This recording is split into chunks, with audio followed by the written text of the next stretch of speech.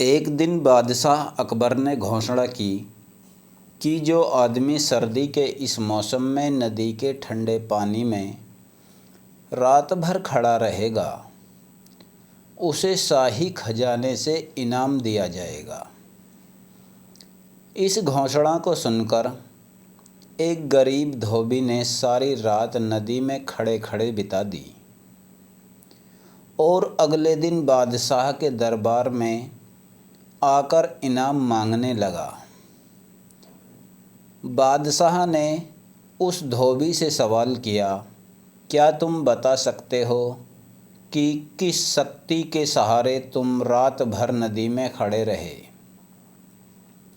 धोबी ने अदब के साथ जवाब दिया, आलम पनाह, मैं कल सारी रात महल की छत पर जलते हुए चिराग को देखते रहा। उसी की शक्ति से मैं सारी रात नदी में खड़ा रह सका। बादशाह ने उसका जवाब सुनकर कहा, इसका मतलब तो यह हुआ कि महल की रोशनी की आँच की गर्मी के कारण तुम सारी रात पानी में खड़े रह सके, इसलिए तुम इनाम के सच्चे हकदार नहीं हो सकते।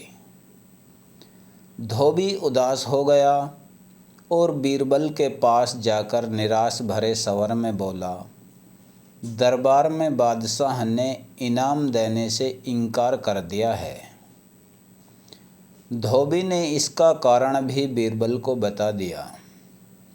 बीरबल ने गरीब धोबी को भरोसा देकर घर भेज दिया। बादशाह ने अगले दिन बीरबल को दरबार में न पाकर एक खादिम को उन्हें बुलाने के लिए भेजा। खादिम ने उन्हें आकर सूचना दी, बीरबल ने कहा है कि जब उनकी खिचड़ी पूरी पक जाएगी तभी वह दरबार में आ सकेंगे। बादशाह को यह सुनकर बड़ा अचरज हुआ, परंतु बादशाह अपने काम में लग गया और काफ़ी देर होने पर दरबारी को फिर भेजा, लेकिन बीरबल का फिर वही जवाब। बादशाह को गुस्सा आया और बादशाह अपने दरबारियों के साथ बीरबल के घर पहुँचे। वहाँ उन्होंने देखा कि दो लंबे बांसों के ऊपर एक हंडिया में चावल रखकर उसे लटकाया गया है और नीचे ज़मीन पर आग जल रही है। बादशाह ने तत्काल पूछा, बीरबल यह क्या तमाशा है?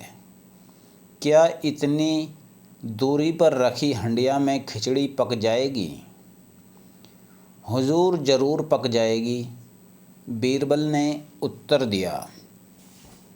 कैसे? बादशाह ने कौतूहलवश पूछा।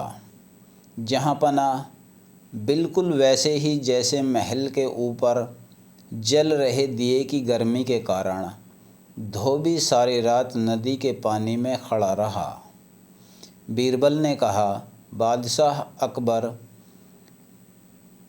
बीरबल का यह तर्क संगत उत्तर सुनकर लज्जित हुए।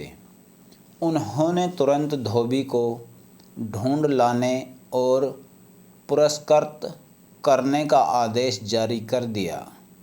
जब लोगों को ये बात पता चली तभी से बीरबल की खिचड़ी एक कहावत के रूप में प्रचलित हो गई, जिसका सीधा सा अर्थ यह है कि किसी आसान काम को बहुत मुश्किल बताना या फिर किसी छोटे से काम को करने में बहुत अधिक समय लगा देना।